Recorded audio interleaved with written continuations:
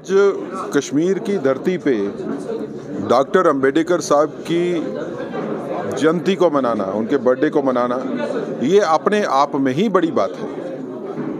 वो शख्स जिसने कॉन्स्टिट्यूशन को बनाया, जिसका कॉन्स्टिट्यूशन के बनाने में एक बड़ा रोल है, और ऐसा कॉन्स्टिट्यूशन बनाना कि जिसमें सभी समाज को आगे बढ़ने का मौका मिले। आज कश्मीर में खड़े होकर ये मैसेज देना कि अंबेडकर के कॉन्स्टिट्यूशन के हिसाब से ही ये देश चलेगा, ये बड़ी बात है। लेकिन अंबेडकर के कॉन्स्टिट्यूशन को अगर समझना है तो ये समझना पड़ेगा कि अंबेडकर जी के कॉन्स्टिट्यूशन में हर किसी की पावर्स, रिस्पॉन्सिबिलिटीज़, ड्यूटीज़ फिक्स हैं, ये ओवरलैप नहीं करती। और जिनकी जो ड्यूटीज़ हैं, जो रिस्पॉन्सिबिलिटीज़ है, राइट्स हैं, उसका ऑनर होना ही चाहिए। अगर पार्लियामेंट की कोई पावर है तो उस पावर का भी आदर जो है वो हर किसी को करना चाहिए। सुप्रीम कोर्ट की पावर है तो उसका भी आदर होना चाहिए। लेकिन आज कश्मीर में जो पॉलिटिक्स की जा रही है, ये बड़ी डेंजरस पॉलिटिक्स है।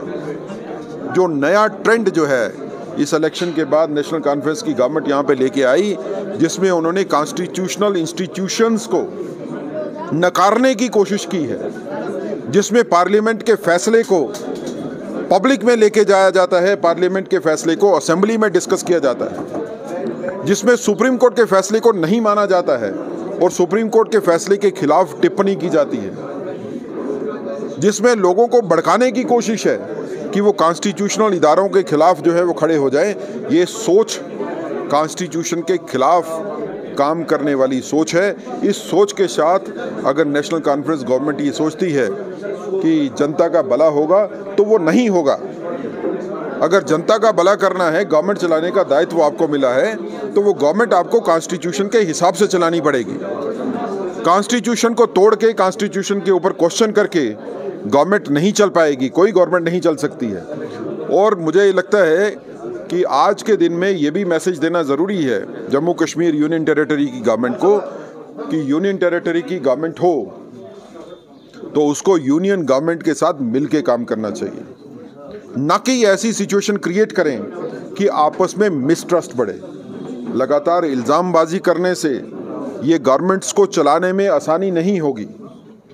इससे दोनों गवर्नमेंट में कन्फ्यूजन्स होगा और कम्युनिकेशन जो है वो कम होगी, वो किसी के हक में नहीं है, उससे जनता का फ़ायदा नहीं होगा।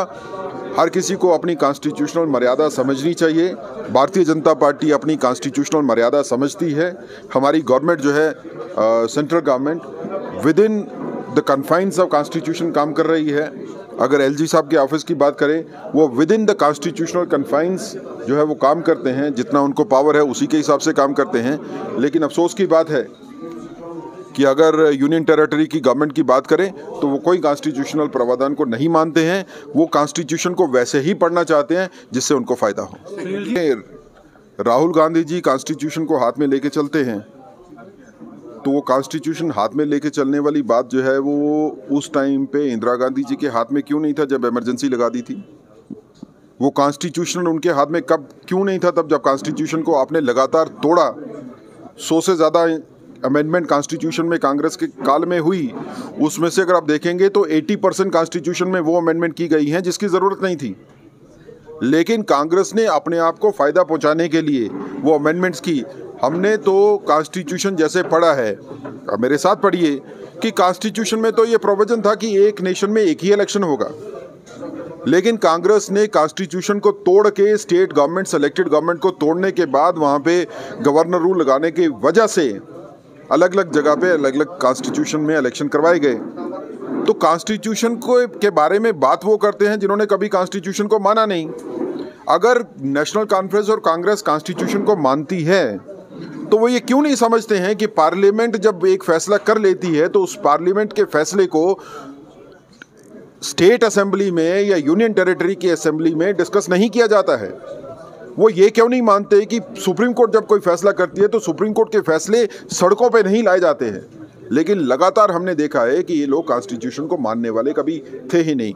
भारतीय जनता पार्टी उस सोच के साथ आगे बढ़ रही है कि जो अंबेडकर जी का विजन था, जो कॉन्स्टिट्यूशन की सोल है, जो कॉन्स्टिट्यूशन की आत्मा है, वो वही होनी चाहिए।